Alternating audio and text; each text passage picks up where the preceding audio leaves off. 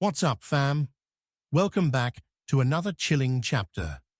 Before we dive into today's twisted mystery, the whisper beneath the bishop's chair. A Father Brown. Mystery, hit me up. What made you smile today? And where in the world are you listening from? I'm featuring your stories in the next drop, so don't be shy. Now grab your tea, dim the lights, and get ready. Because nothing in Whispers in the Fog is ever what it seems. Chapter 1. The Guest Who Never Took Tea. The sound of porcelain clinking against fine china echoed sharply in the opulent drawing room of Bishop Hargrove's esteemed estate. An ancient manor cloaked in an oppressive gloom as rain lashed against the tall, mullioned windows. It was a gathering intended for frivolity and light conversation, a genteel affair steeped in the aromatic warmth of freshly brewed Earl Grey and the sweet scent of scones. Instead, it was the backdrop for an unforeseen tragedy. "Where is Lady Ashcombe?" whispered Amelia, a nervous young woman with a penchant for gossip, her wide eyes darting to the door as the reflection of lightning briefly illuminated the room. The other guests exchanged uneasy glances, their cups paused mid-air. Bishop Hargrove himself, a robust man with a silver mane and an unyielding demeanor, frowned, but before he could respond, the door swung open to reveal a horrific tableau.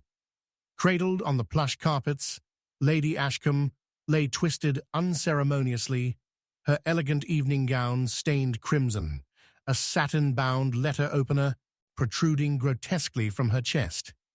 A collective gasp echoed, shattering the fragile veneer of civility as Father Brown, who had quietly blended with the assembly, stepped forward, his heart heavy with the gravity of the scene.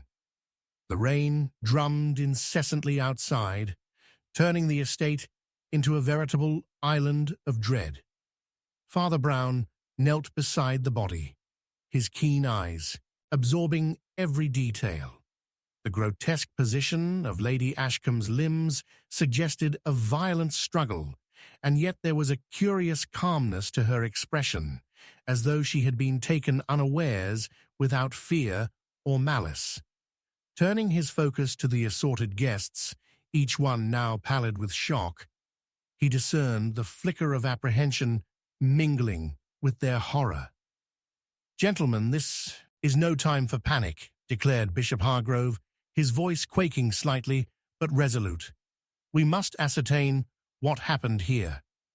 He glanced over at Father Brown, whose unassuming presence had always been a bastion of comfort in their tumultuous lives. "Can you discern anything?"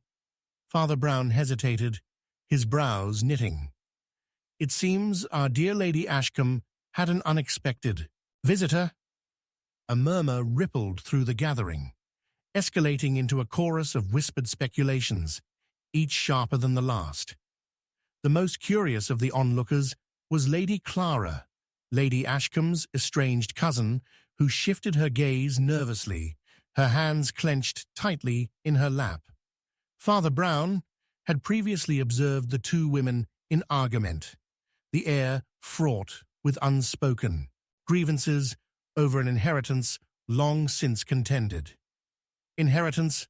Nothing," Clara had lamented to him, private lie just days earlier, her eyes gleaming with desperation. "She has ruined her life, mismanaged everything, and yet she has this house and all its treasures. Isn't it enough to drive a woman mad?" Shaking the recollection from his mind, Father Brown's eyes landed on the table where the remaining teacups lay untouched, except for Lady Ashcombe's, now an eerie testament to the finality of life's whims. "It's curious," he murmured, "that no one seems to have seen her with any guests before the tea was served. Indeed, the strangeness of her absence at the table." "Are you saying she—" began one of the guests, but another cut him off, disdain dripping from his words. "You can't expect us to lurch into these absurd conspiracies, Brown. The lady is dead. Is it not enough?" "I think it precisely is," Clara interjected, her voice bracing. "Absurdity can breed from fear, but desperation is what breeds murder." Her eyes blazed with intensity, and Father Brown felt an undeniable weight to her words. There was disquieting truth there, masked behind layers of loss. Father Brown's perceptive gaze flitted across the guests. Maxwell, the young politician who had benefited from Lady Ashcombe's unwavering support. Mrs. Hargrove, whose eternally stifled whispers had stoked the flames of local gossip. And Lord Wexley, forever the optimist, now morose and grey with dread. Each face betrayed more than fright. A flicker of something darker seemed to give them life, as curiosity engulfed them. As the rain pounded like a dirge outside, he felt deep within that no one was innocent in this room, not even himself. The atmosphere thickened, drawing all into a dim web of suspicion. Was it truly despair or envy that had driven one to such violence? "Forgive me, but I've just realized something," Father Brown said, rising smoothly to face them all. "There is one crucial element missing from tonight's tableau. Lady Ashcombe's final letter." Drawing upon his recollections was deceptively difficult.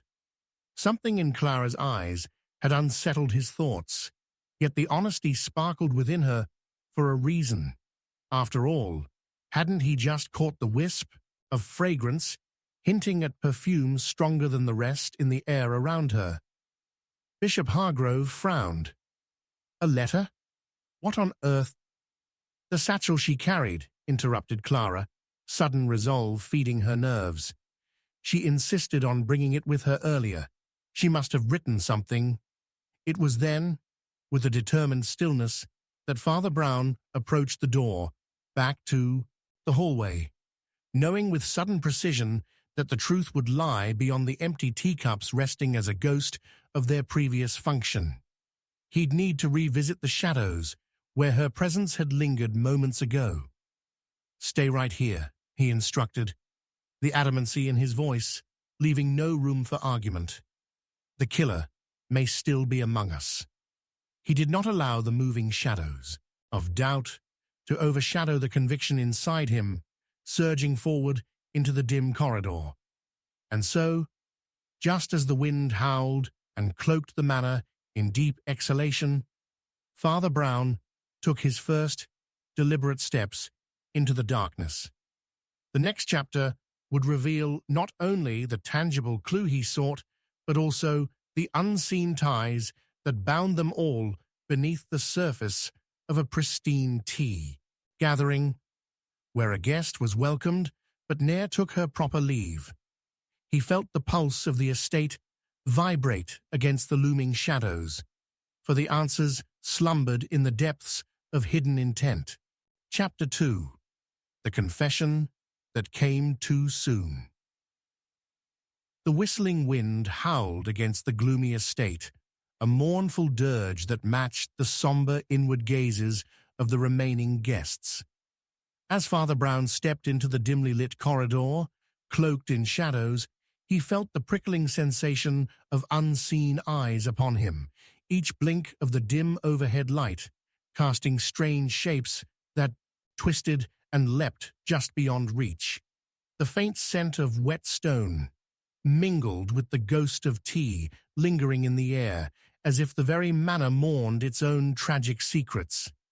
Just moments into his exploration, he caught a sound, a fluttering gasp, barely masked by the sound of falling rain.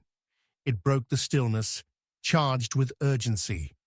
Father Brown turned, his instincts honed sharp as he followed the sound, leading him to a narrow staircase that spiraled upwards into uncertainty. As he reached the landing, the creaking wood beneath his feet accompanied a frantic rustling at the far end of the hallway.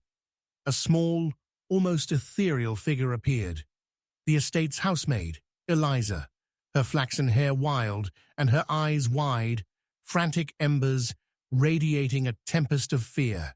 She glanced around, as if expecting someone to materialize behind her, yet she remained alone, a wisp of panic tethered to her unwieldy thoughts. "Father Brown," she cried, taking hesitant steps forward, her hands wringing a fresh linen cloth. "I need to speak to you. It's urgent." "Calm yourself, child," he said, his voice a steady balm against her tremors. "What troubles you?" She took a moment, visibly gathering courage, before her words spilled forth in a breathless confession. "I saw something dreadful. I saw her, Lady Ashcombe." Her voice trembled, punctuated by gasps, as if simply uttering the name conjured shadows of her demise. "Where, my dear?" Father Brown pushed gently, urging her to continue. Yet he noted her gaze drift, avoiding his eyes as anxiety clenched her throat. "What did you witness?" Eliza bit her lip, a delicate dance of uncertainty flickering across her features. "I saw her with someone, a flash of silk and dark shadows in the drawing room. They were arguing, fiercely. I didn't want to intrude. I thought it was another family matter. But then—" She swallowed hard, her breath staggered. "But then I saw the knife, Mother's old letter opener. It was flashing like lightning." He observed her carefully, the contradictions lodged within her words, flaring alarm bells in his mind. "You saw the arguments, but you remained hidden? You heard a single voice, but not the other?"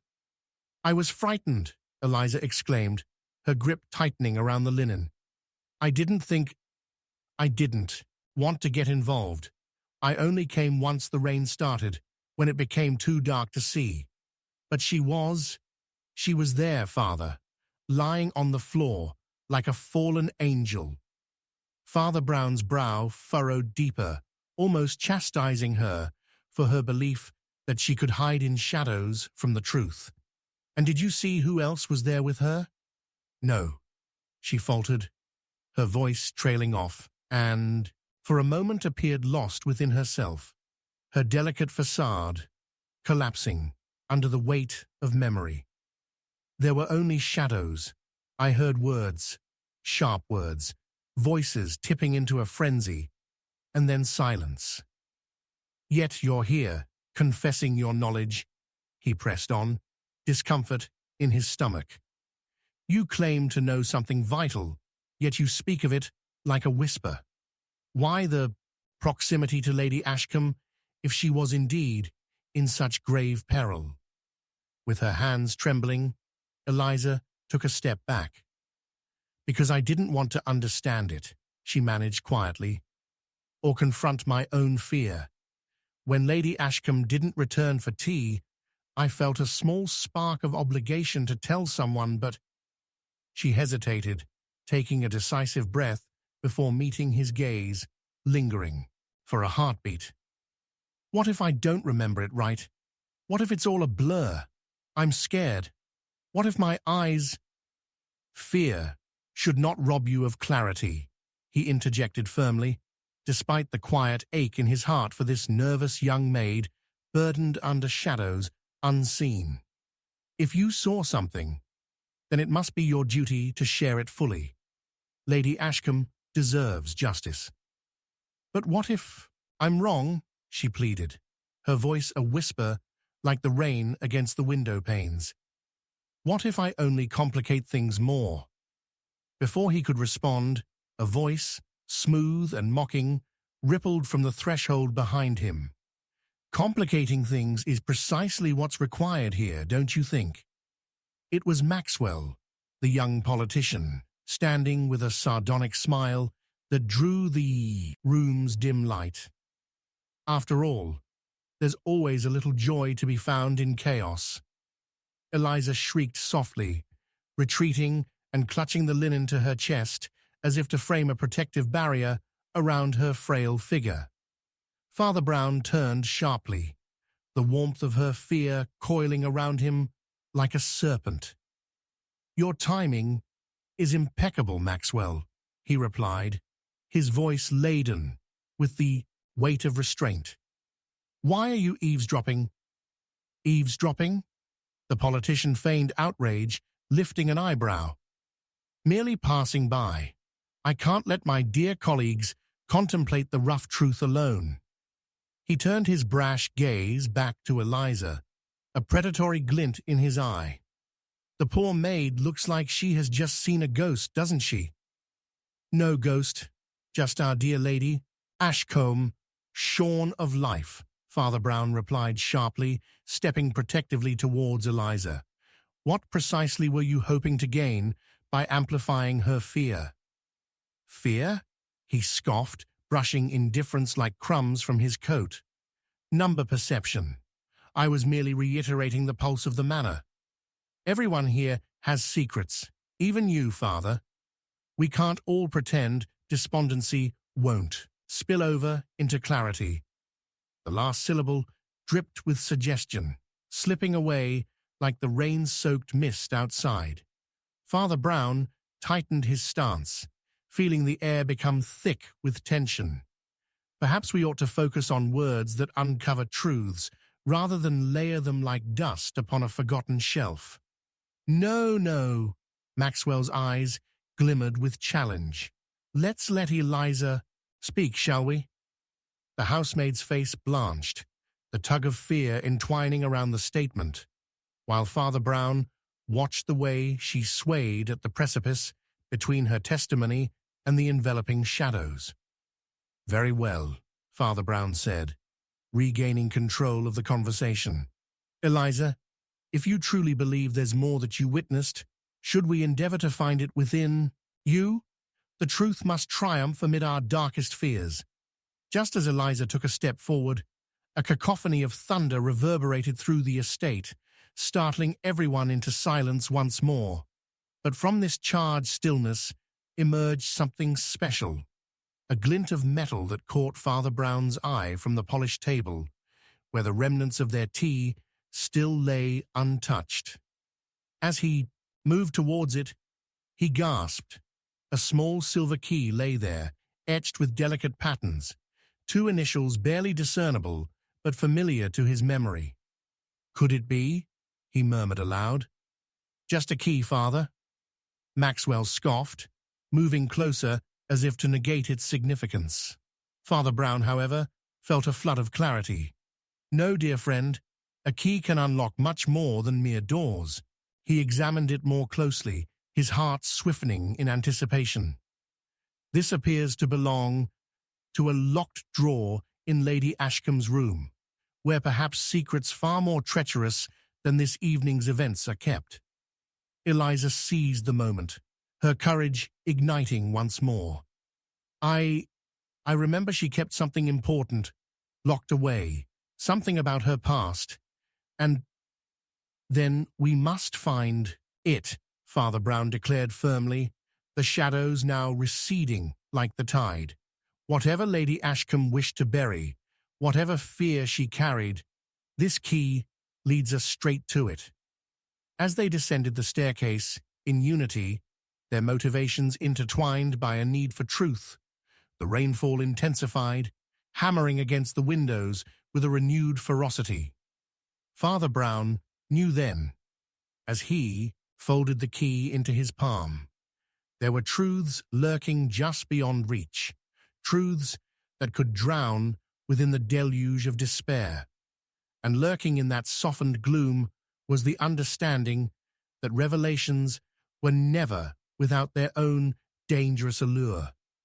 Each footstep echoed ominously as they approached Lady Ashcombe's door, the veil of uncertainty heavy upon them like the oppressing rain outside. But Father Brown felt certainty rising within him. The fight for truth, above all else, was just beginning. What lay behind that locked cabinet of secrets would be the next chapter in the mystery, and he was determined to unveil it, no matter the cost. Chapter 3. A letter that arrived too late. As Father Brown stood before the heavy oak door to Lady Ashcombe's chambers, the winds outside swirled like restless spectres, a reminder of the life recently extinguished within these walls. Eliza, still quaking, lingered near the farthest recess of the corridor, while Maxwell leaned against the wall as if taking perverse pleasure from the burgeoning tension. The frigid air prickled at Father Brown's skin as he drew a deep breath, resolved to breach the inner sanctum that held the key to unfathomable secrets. With a deliberate turn of the key, he felt the mechanism yielding to his intent, an invitation into a world shrouded in enigma.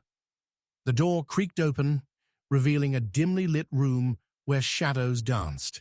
Amongst the opulent furnishings, an atmosphere thick with the scents of polished wood and faded lavender. Instinctively, he felt the chill in the air, like the lingering presence of sorrow that had been cut away far too soon. His eyes settled on a large mahogany desk against the wall, its surface strewn with papers that whispered of mundane affairs.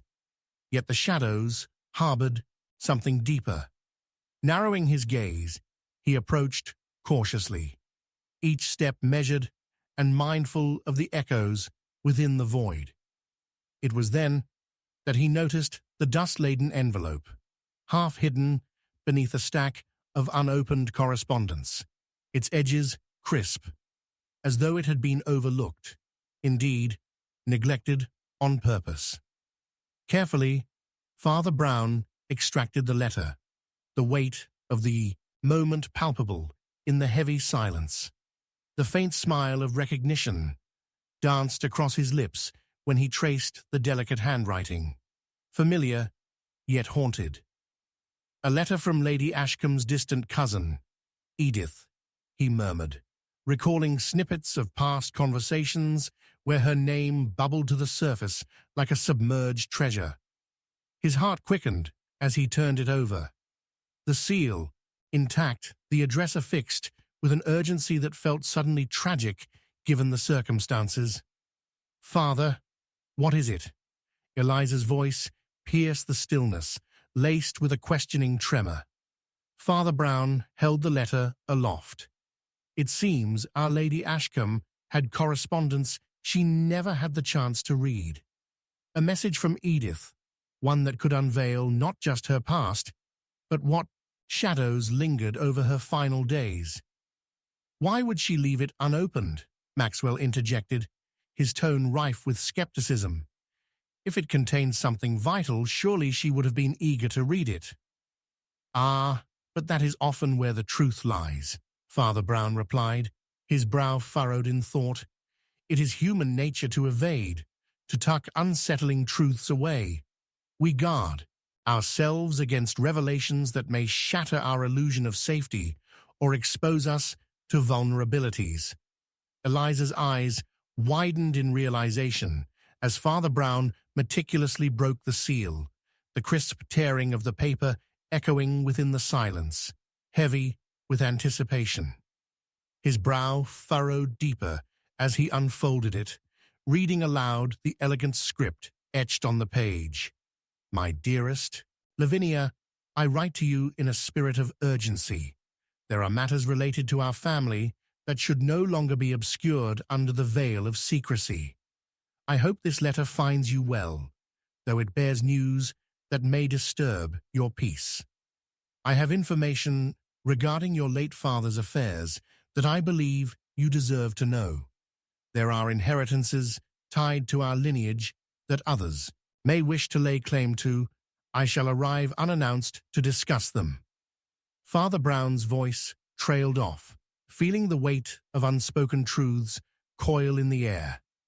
The ominous nature of the letter seeped into the room, filling the spaces where shadows had previously leaped playfully. "Inheritances tied to her lineage," he repeated, his mind racing, aligning the pieces of the puzzle in a sinister gathering. It seems Lady Ashcombe was entangled in a web of familial greed, with motives closer to her own heart than any of us had anticipated. Maxwell shifted slightly, an expression of fleeting discomfort crossing his features. Perhaps it was more convenient for her to let sleeping dogs lie, he suggested, with an edge of derision. After all, who truly desires to open doors that lead to familial disarray? Some secrets are better left buried.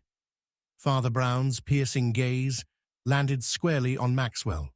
Perhaps those same secrets catalyze tragedy when they remain undisclosed. Greed begets desperation, and desperation spawns deeds far darker than an unopened letter. Eliza took a tentative step toward him, a look of dawning horror reflecting in her eyes. Do you think someone might have wanted to prevent her from reading it? Father Brown's jaw tightened, the pieces clicking together within his mind. Indeed, there are often costs associated with knowledge, particularly knowledge that could disrupt the balance of power among families. He glanced once more at the letter, an unsettling fury brewing within him as he delved deeper into the implications resonating from each stroke of the pen. We should retrace her final moments. Whom did Lady Ashcombe confide in? Who could orchestrate such a sinister scheme? Eliza's brow knitted in contemplation. But she had friends, didn't she? People who cared for her? Uncertainty gripped her voice, yet Father Brown perceived a flicker within her, an understanding that perhaps friends could wear masks that betrayed their true intentions. Yes, perhaps, yet it is often in those closest to us that we find the deepest shadows, Father Brown replied, a steely resolve knitting itself into the fabric of his determination. We must tread cautiously, for fear of revealing our hand too soon. With revelations on the horizon, others may feel threatened.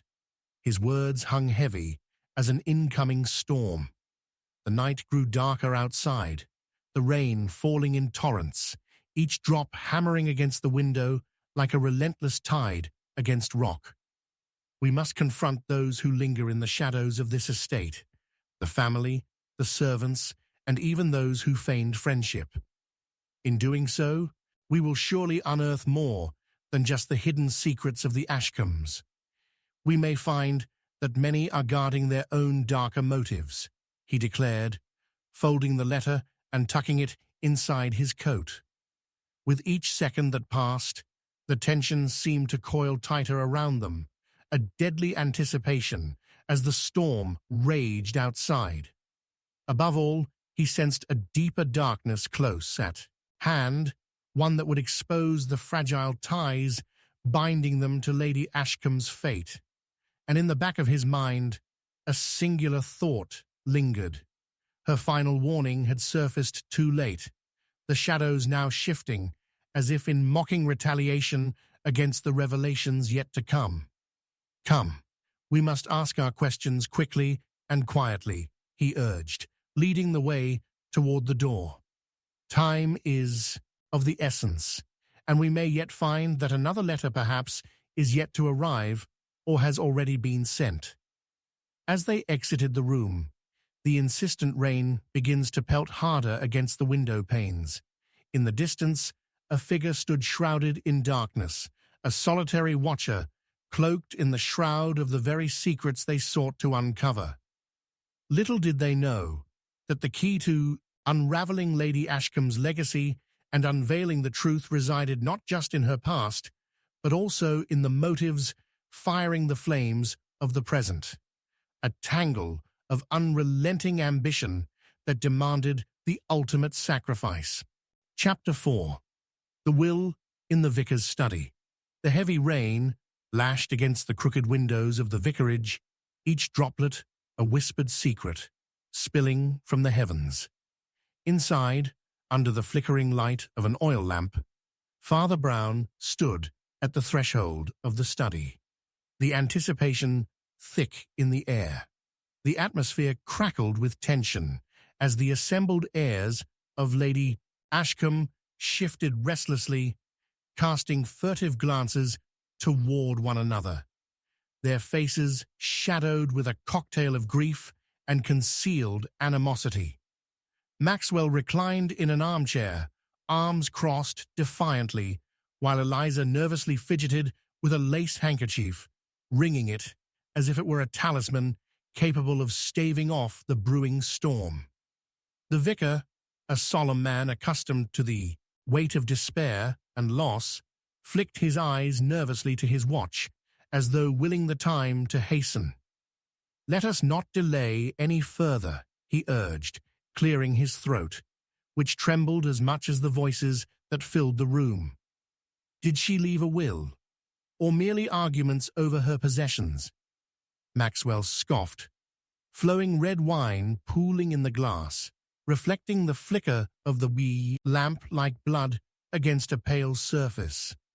With a deep breath, the vicar turned his gaze to the ornate desk, where the official document awaited its unveiling, the last testament of a woman now peering out from beyond the grave. Lady Ashcombe's will is here, contained within this envelope, but he hesitated, casting a wary glance towards the family members gathered. Beneath that ambiguous assertion, you must provide us clarity, Eliza implored, a note of urgency edging her soft voice. What is it? While preparing for the reading, I discovered an extraordinary detail, the vicar revealed, his brow furrowing beneath the weight of his own revelation. This document seems incomplete. There are whispers of another will, one rumored to be missing. Gasps rippled through the room like the gusts of wind outside, a sinister murmur intertwining with the rain. How can there be another? Maxwell interjected, his bravado fading, replaced by mounting suspicion. That is preposterous. Everything must be in order. What chaos is this? I suppose it depends on how deep the roots of this family go, Father Brown interjected calmly, his keen eyes assessing the shifting moods of each heir. For a missing will suggests more than mere negligence. It implies motives deeper and darker than mere desire for a legacy. Each of you had your share to gain, or to lose. The vicar, visibly unsettled, unfolded the primary document, fingers trembling slightly. As he began to read in a somber tone the words that encapsulated Lady Ashcombe's final wishes, Father Brown's mind swirled with thoughts of the missing letter they had uncovered. Justice is thine to render. The letter echoed in his memory, and threads of connection sparked in his mind. I, Lavinia Ashcombe, entrust my estate to, the vicar began. For my cousin Edith, I bequeath, but she was never mentioned in her affections, interrupted one of the heirs, a woman pitted with markings of age and tears, her voice rising like a tempest.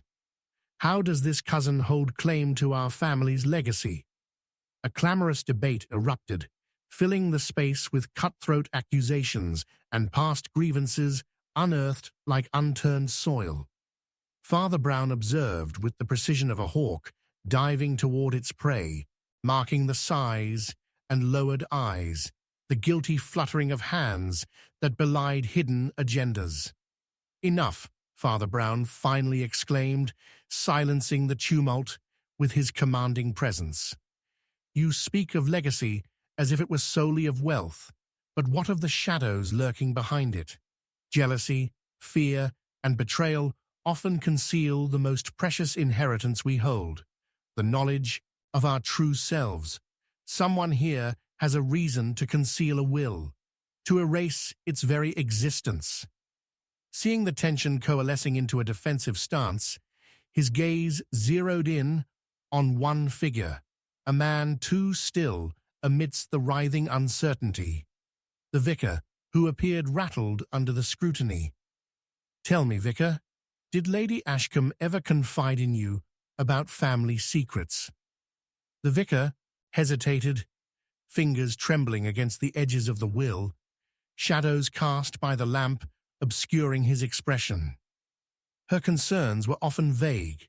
Perhaps she confided too deeply into the essence of gossip, or held her cards too close.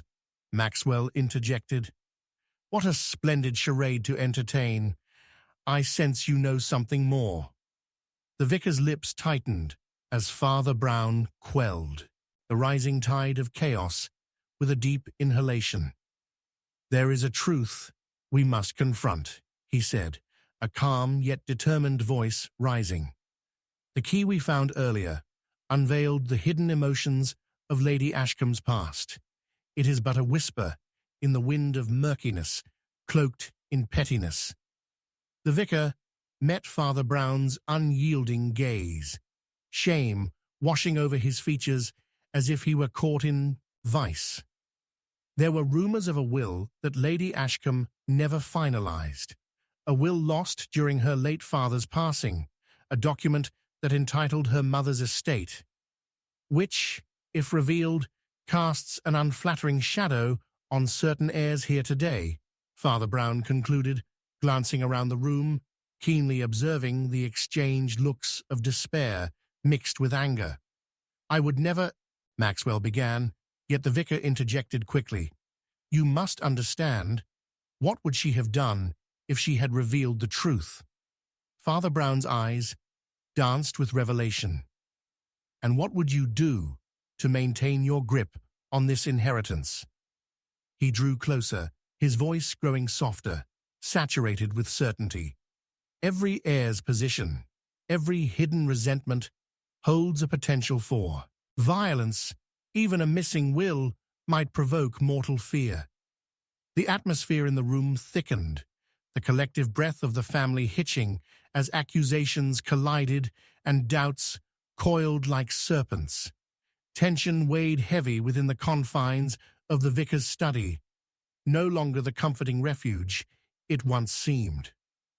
I'll speak with Edith, Maxwell announced abruptly, cutting through the air, the bravado flashing in his eyes.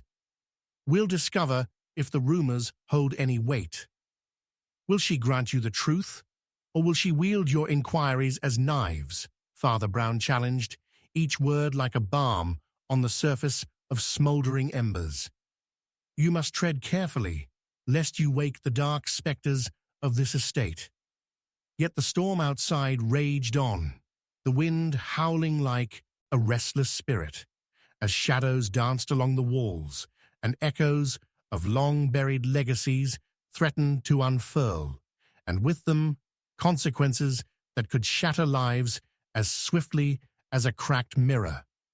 As the vicar gathered the edges of the will, Father Brown felt the weight of his own conclusions pressing down like a detective's relentless pursuit.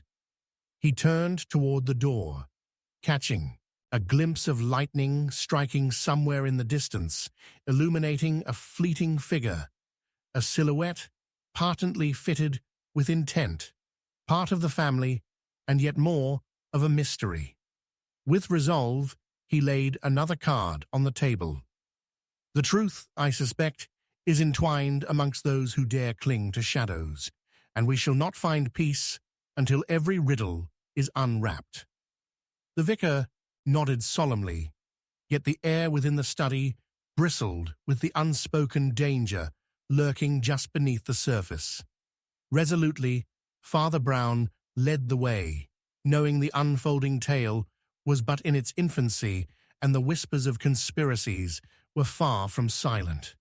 A resolution lay ahead, a resolution capable of coaxing out motives hidden in wells of nostalgia, resentment, and greed, priming them for murder. As darkness advanced, he couldn't help but wonder how many wills would be ignored before the price was paid. And thus, they stepped into the unknown, a procession of shadows trailing behind.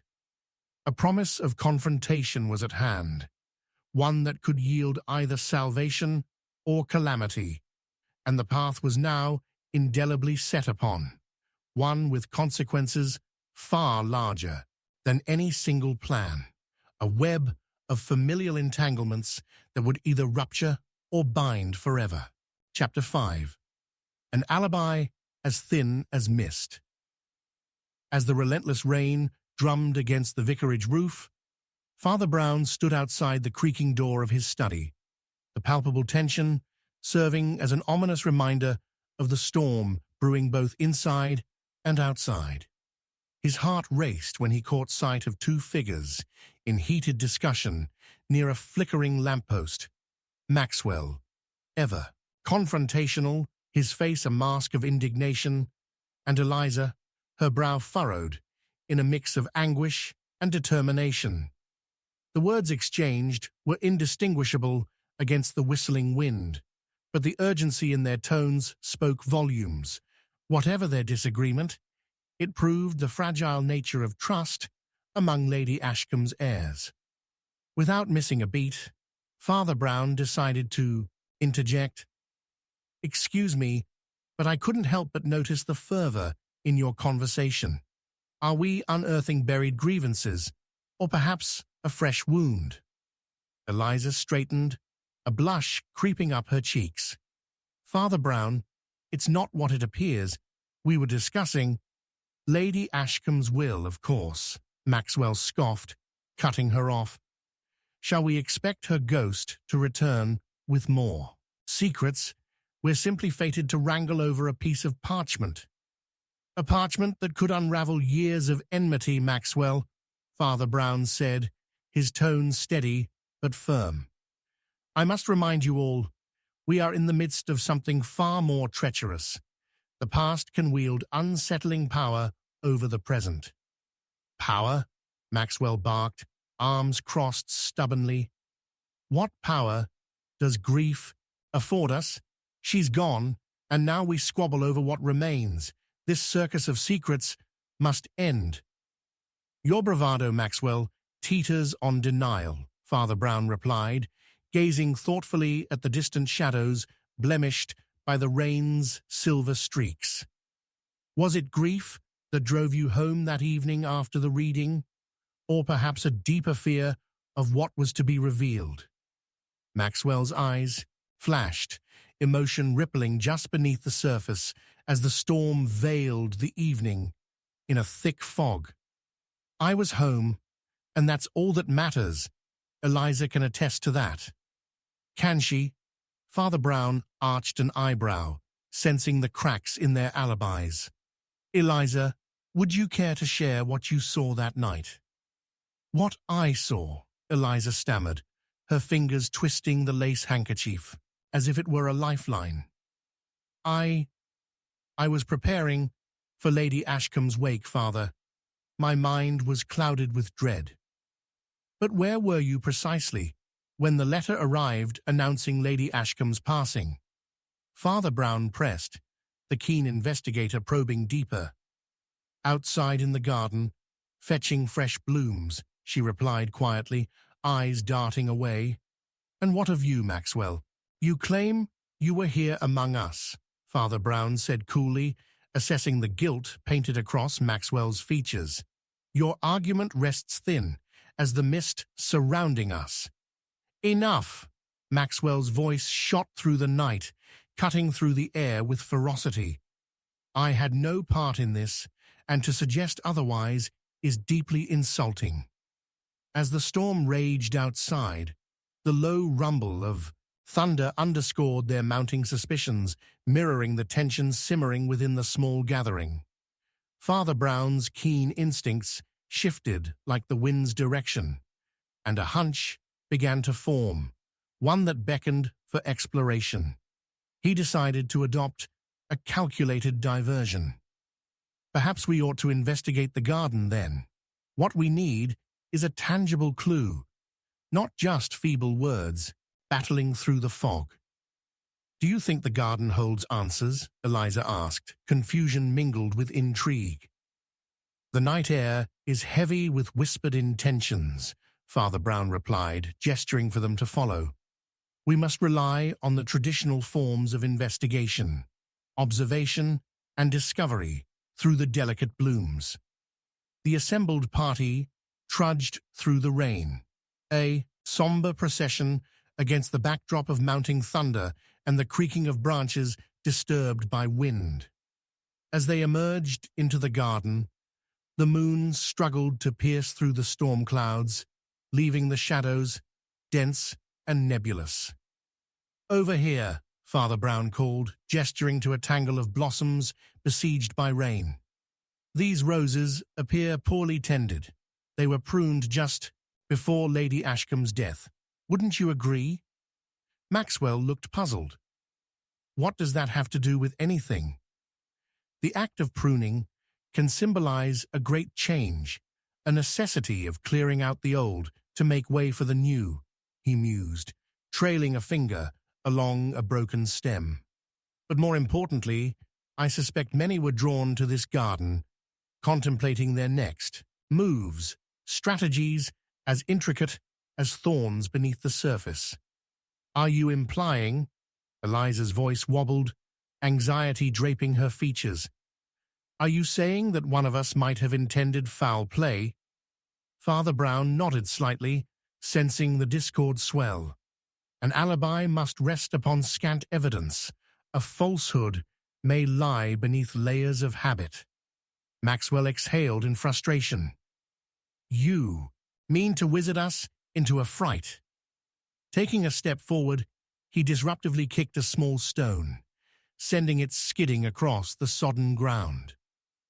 "Alibis are like gossamer threads," Father Brown replied, his eyes narrowing with purpose. "But we appear to have only half the loom. Each person is spinning their tale, yet none appear quite as believable as they think. Trust flutters away like fog under the sun. Are you certain of your whereabouts, Maxwell? Can you stand up to scrutiny?" Suddenly, a sharp gasp echoed from within the canopy of shambling branches. A dark figure emerged, her silhouette stark against the muted glow above the garden, a woman, clad in shadows and rain. It was Edith, Lady Ashcombe's cousin, and she was pale, her breath mingling with mist. "Stop," she called, anguish drenching her voice. "You mustn't delve deeper into matters which are best left alone. You are treading upon dangerous ground." Father Brown regarded her with curiosity, noticing her trembling hands clutching a wilted garden flower as if to protect it, yet it withered beneath her care. "Edith, you seem as cloaked in desperation as the clouds above. Were you hiding here amongst the blooms?" "I was seeking refuge," she confessed, brightness dimming in her eyes. "You do not understand the repercussions. The will cannot be shared because it holds secrets. Simply put, it was never completed. Irrevocable changes were penned in haste, and they will reveal truths we are not ready to confront. Then we must confront them together," Father Brown insisted, his resolve strengthening. "For the truth has a way of demanding exposure far beyond our willingness to accept." Edith's lips trembled in the cold evening air. "And what if the truth leads to destruction?" "That remains to be seen. However, destruction often hides beneath the surface of inaction, the very feeble alibis you cling to." Edith gazed at Father Brown, clarity blending into fear, and it hit him. The key revelation was tangled not just in the will, but the intricate motives each family member clung to fiercely. A web thickening between them, he recalled Lady Ashcombe's parting words about justice, and the implications of a missing will loomed ever clear. Something moved in the shadows behind Edith. Another flicker of light illuminated a garden ornament that lay half-buried in the muck. A locket. He reached, his fingers brushing against the cool metal, recognizing it as part of a hidden story long forgotten. "And this," he whispered, holding it aloft, "may be the very catalyst we all feared. A key that will unlock more than mere alibis, a fragment of the past, forever entwining fate." But just as the magnitude of revelation blossomed, the wind churned ominously, and an unsettling laughter echoed through the garden, snapping their focus. The figure slipped back into the folds of night, leaving their hearts racing in fright and revelation. "Who was that?" Eliza whispered, her voice shaky. "I suspect," Father Brown said thoughtfully, "they hold insight into not only Lady Ashcombe's past, but perhaps an alibi as thin as mist, one that possesses the power to either conceal or illuminate truly dark deeds." As thunder rumbled overhead, swirling clouds cast twisted, haunting shapes against the faded moonlight. The stakes had risen, and Father Brown understood their hunt had just begun, a chase that would not relent until the truth shattered the silence surrounding Lady Ashcombe's demise. Chapter 6. The Veiled Photograph. The chill in the air thickened as Father Brown stepped solemnly into Lady Ashcombe's dimly lit room, the remnants of a life lived now shrouded in a mysterious absence. Rain lashed against the window panes, and thunder grumbled low in the distance, echoing the tumult of emotions swirling in the hearts of those gathered. He felt the weight of anticipation in the stillness, a quiet tension that hinted at secrets buried beneath layers of decorum. In the flickering light of the fireplace, he spotted Edith seated on a plush chair, her countenance a mask of anxiety. Eliza hovered near the door, her fingers nervously entwined around a lace handkerchief. Maxwell paced, impatience etched into his brow. The atmosphere was charged, a brewing storm that had little to do with the weather outside. "I believe it is time we assessed the implications of the photograph," Father Brown announced, his voice steady but low, slicing through the apprehension. "Indeed, I have a rather peculiar longing to understand it better." Maxwell shot him a withering glance, his impatience flaring. "What photograph?" "This is merely a diversion, Father. Are we to solve Lady Ashcombe's demise with nothing more than a memento?" Ignoring the barb, Father Brown produced a small envelope from the depths of his coat and revealed the folded, aged photograph. It seemed innocuous at first glance, yet shadows flickered in the dimness of the room. He offered it first to Edith, who took it reluctantly. Moment. The photograph passed into her hand, her brows knit together in an expression of distress, eyes fluttering over the familiar visage captured within. It's her," Edith whispered, her voice cracking, revealing a depth of emotion that belied her stoic facade. "That was taken long before her marriage." She hesitated, her breath hitching. "I never thought this would surface again." "What's intriguing, dear cousin," Maxwell interjected, folding his arms defiantly, "is not who is in that photograph, but who the devil took it. And why are we only looking at it now? Surely it can't be that damning." Father Brown stepped closer, observing Edith's reaction. "If I may?" He carefully took the photograph from her trembling fingers. The image depicted Lady Ashcombe in a carefree summer dress, laughing on a sun-drenched hillside with another figure partially obscured by shadow. A fleeting sense of intimacy loomed from the image, yet it was the shift behind the smile that intrigued him most. Her eyes glimmered with undisguised joy, a stark contrast to the cold aura that now hung over the manor. "You see it too, don't you?" Father Brown murmured, addressing Eliza, who stood transfixed, peering at the photograph as if it were an oracle. Eliza swallowed hard, her face pale in the flickering light. "The man, he looks familiar, doesn't he?" "Familiar?" Maxwell scoffed. "He is a mere wisp of a man. How am I to unearth identity from a shadow? One wonders if there are painted forms lurking in every corner of this estate."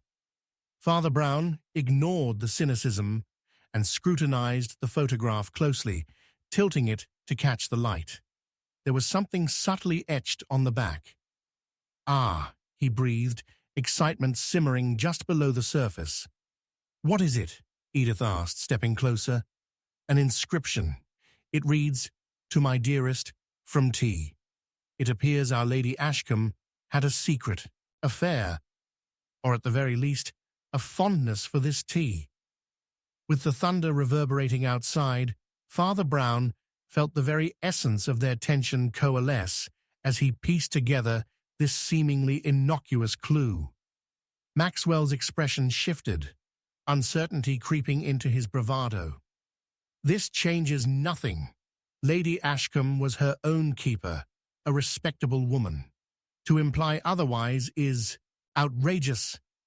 "Perhaps respectable in society's view," Father Brown replied, keeping his tone measured. "But every shadow has light, and within that light can dwell a growing flame of passion, jealousy, or even bitter regret." Maxwell stepped closer, locking eyes with Father Brown in an unspoken confrontation. Eliza, still fixated on the photograph, muttered, "What if T was more than a mere admirer? What if he was someone close to Lady Ashcombe's heart?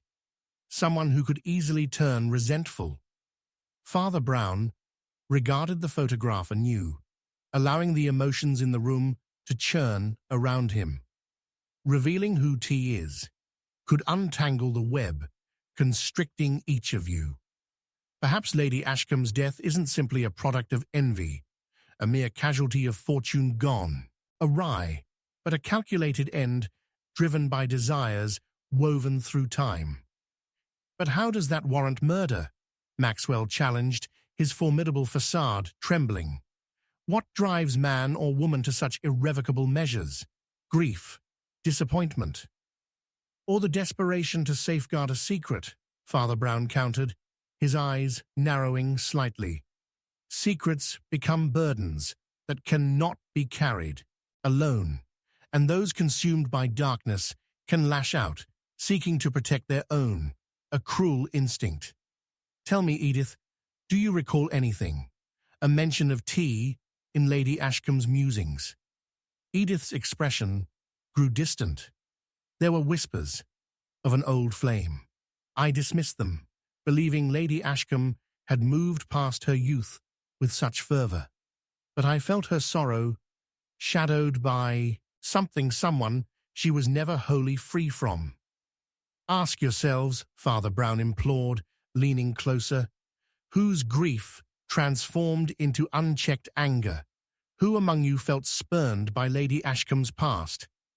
An unsettling silence ensued as reflections birthed tension anew. Shadows flitted across the walls as Father Brown turned to the window, rain streaks dancing like forlorn spirits. An intuitive leap surged through his thoughts. Clues had an uncanny habit of interlinking when scrutinized adequately. "Both of you," he began, measuring his words carefully, "have long been caught in this web. Forgive my presumptions, but do we perhaps see how entangled desires weave tragedy from the fabric of longing?" His words hung in the air, charged like the clouds above. And then came a knock, a deliberate rapping that resonated through the tension, shattering their deep contemplation like glass. Edith clutched the photograph defensively, her body rigid. "Who could that be?" she gasped. "Only one way to find out." Father Brown approached the door, curiosity blazing beneath the dread gathering in the room. As he opened it, the cold air swept inside with a vengeance. Standing before him was a figure draped in darkness, rain-soaked yet cloaked in mystery. Their presence promised revelations that could shatter the carefully laid, delicate tapestry of secrets they had begun to unravel. "The truth has been waiting, Father Brown," the figure declared, their voice low yet foreboding, "and I am here to reveal it if you're willing to face the shadows of the past." Heart pounding, Father Brown felt the ground shift beneath them, sensing that they were but one step away from unearthing a truth that had the potential to tear their world asunder. Instincts surged within him. It would be a night marked forever in their stories, one laden with revelations hidden under veils of deception, as dark and tumultuous as the tempest raging outside. Chapter 7. A Shadow at Mattens. The air was thick with an unsettling quiet as Father Brown entered the dimly lit sanctuary of St. Mary's Church, the usual morning hymns subdued by a sense of foreboding. He felt the weight of the hollow silence as he stepped onto the polished oak floor, the echo of his footsteps fading into the richness of the Tudor beams overhead. Rain pattered gently against the stained glass, casting fragmented colors across the pews, a stark contrast to the gravity of the day. But it was not the weather that rattled his mind. An uneasy absence filled the room where the familiar figure of the late bishop's longtime confidant, Mr. Adler, should have been seated. Father Brown's keen eye for detail sensed something amiss. The man had been a stalwart presence at Mattens, a source of wisdom and counsel. He had ensured order where chaos often threatened its approach within the parish. Today, however, Mr. Adler was conspicuous by his absence, and the thought stirred a pit of concern in Father Brown's gut. As he took his place behind the lectern, scanning the congregation before him, Father Brown noticed whispers exchanged in hushed tones. Lady Ashcombe's death had already cast a long shadow over the village, and the rumors surrounding it were now entangled with the mystery of Mr. Adler's unusual disappearance. With a sinking feeling, he suspected that these threads might be woven tighter than anyone anticipated. He began the service, reciting the familiar prayers, though his thoughts were elsewhere. As he spoke of hope and faith, reflections of the past riveted his mind. A memory of Mr. Adler's noble visage, his fondness for the bishop, and the secrets they had shared over comforting cups of tea. But how deeply had those secrets run? The service concluded with muted applause, an odd ritual born of reverence that now felt tainted. As the parishioners dispersed into the gloomy streets, Father Brown's heart drummed steadily with purpose. He needed answers and set his sights on the rectory, where he hoped to find Mr. Adler's last known whereabouts. Emerging from the sanctuary, the mist from the rain began to twine through the air, swirling like forgotten thoughts. Father Brown strode briskly to the rectory, the groaning timbers of the old hall echoing his urgency.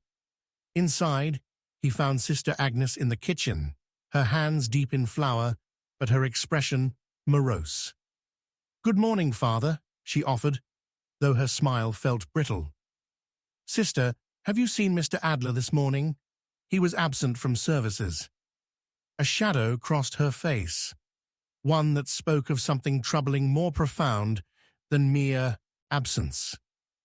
"I hadn't thought about it, Father," she said, wiping her hands dry. "But I did hear him muttering late last night about old records. Something troubled him. He seemed lost. Lost." The word echoed in Father Brown's mind as he considered the possibilities. "Did he mention what records?" She hesitated, and then answered slowly, "He has long kept the records of the bishop's past, sensitive matters, injustices buried deep." "Sensitive how?" "Details, certain relationships, proceedings that might cause ripples. Even beyond just the diocese," she admitted, her eyes flitting downwards as if revealing too much might unearth an even deeper secret. Father Brown pondered this. He made his way to Mr. Adler's study, seeking answers within the walls that had long borne witness to the confidant's knowledge. The door creaked as he pushed it open. revealing an untidily scattered array of letters and old manuscripts, dust motes dancing lamely in the gloom. He felt the quiet desperation of the space, the weight of memories held therein. His gaze fell upon a ledger tucked into the corner, its cover worn and frayed, as if frequently consulted. Page after page revealed rotund figures and cursive handwriting detailing various parish transactions, but it was within the margins that he uncovered annotations, hasty scrawls about prominent families and connections, beneath which names were double underlined as if to signify their importance. One name caught his eye, in particular, a faded entry that sent shivers through him. Lady Mary Ashcombe, engagement annulled due to matters unknown. Stopping to consider what lay behind this ink-stained whisper, he turned the page further, revealing a spidery web of overlapping connections, a sequence of history steeped in intrigue, betrayal, and heartache, like the very core of life itself. "Fascinating, isn't it?" came a voice from behind him, cutting through the stillness. Father Brown turned sharply to find Eliza standing at the threshold, her features tension-filled and uncertain. "There's much spoken in here that goes beyond simple church matters." "Indeed," he replied, acknowledging her presence as he carefully closed the ledger. "You are aware of Mr. Adler's concerns, then?" Eliza stepped further, into the study, her movements cautious. "I may have overheard him once or twice, mentioning a dark chapter in Lady Ashcombe's life, long before our time." A fleeting expression danced across her face. Was it regret or guilt?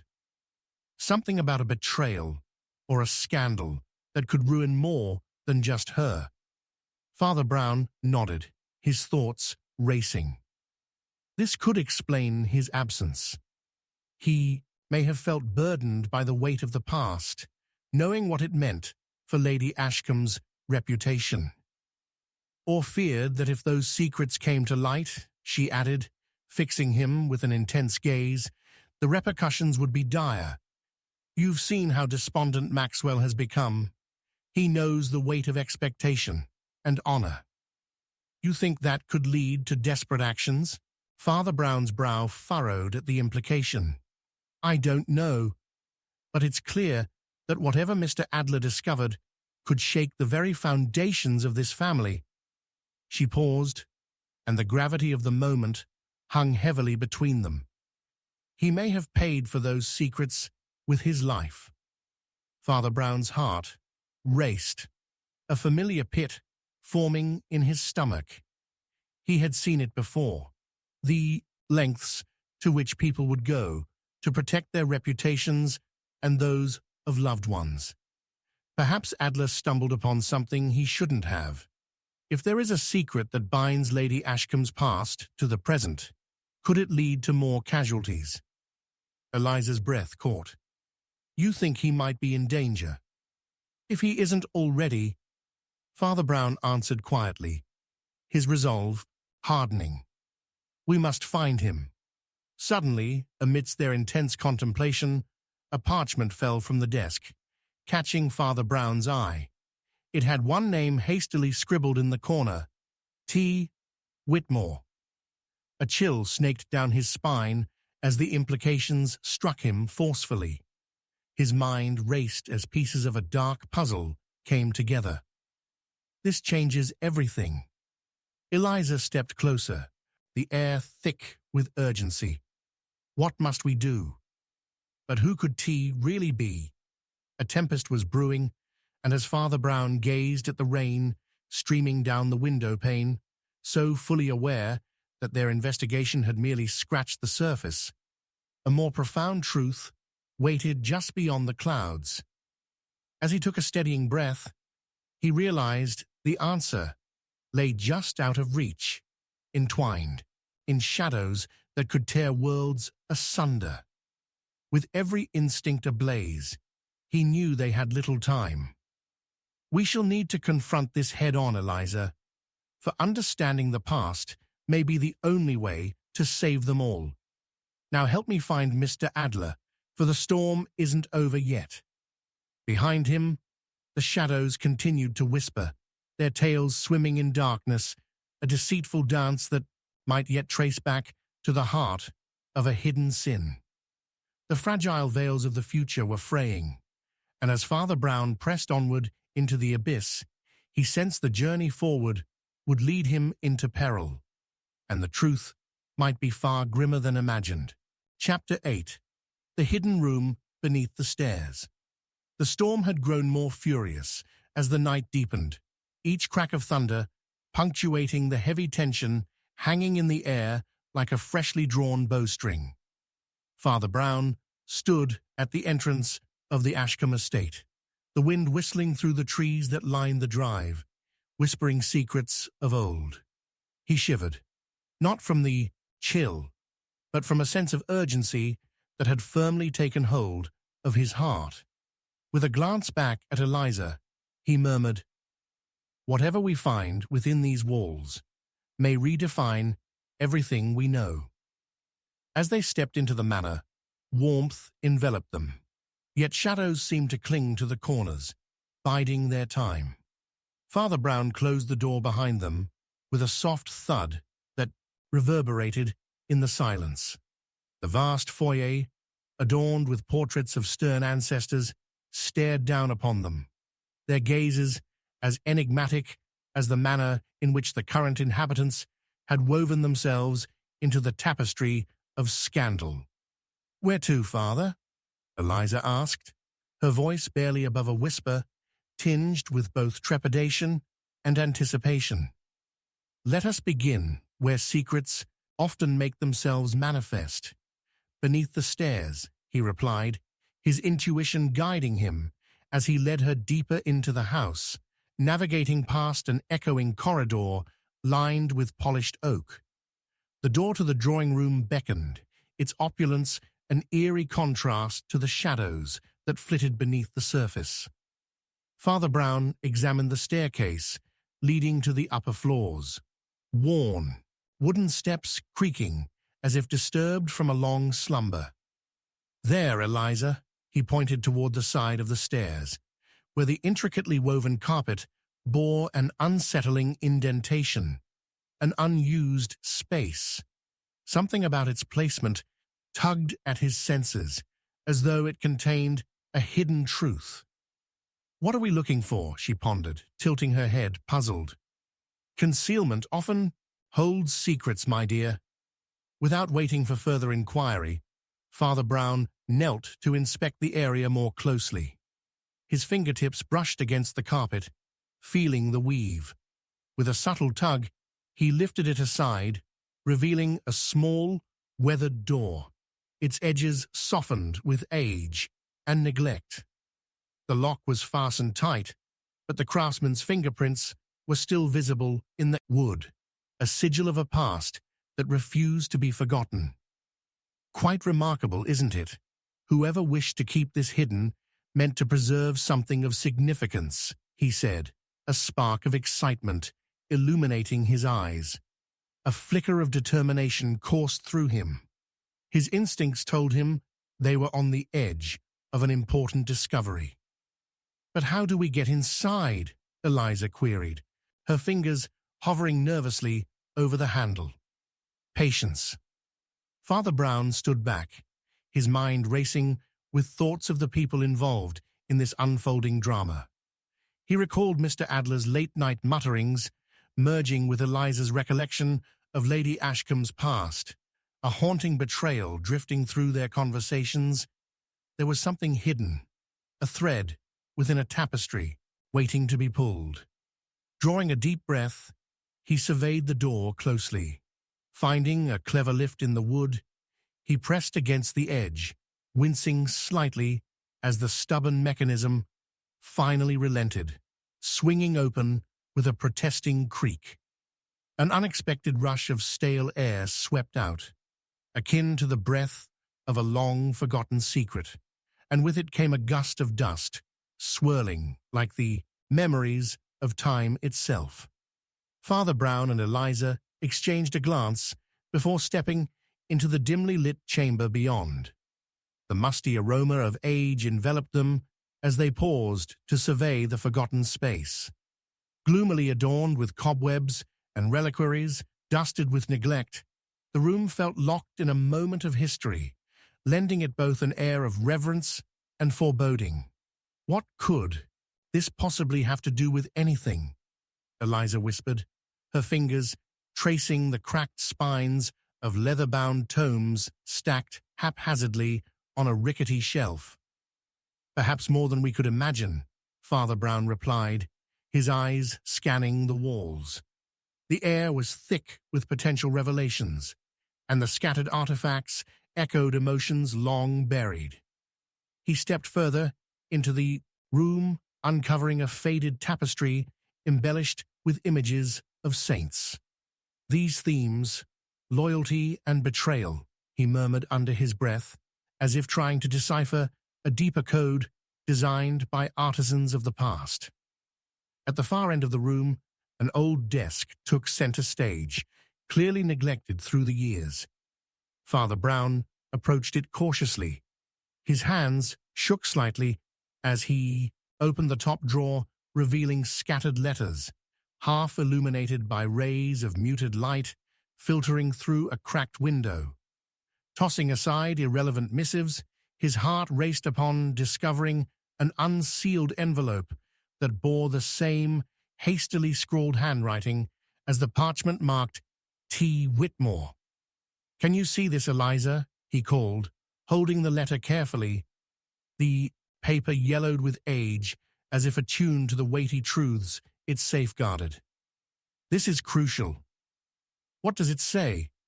She leaned in closer, her excitement palpable.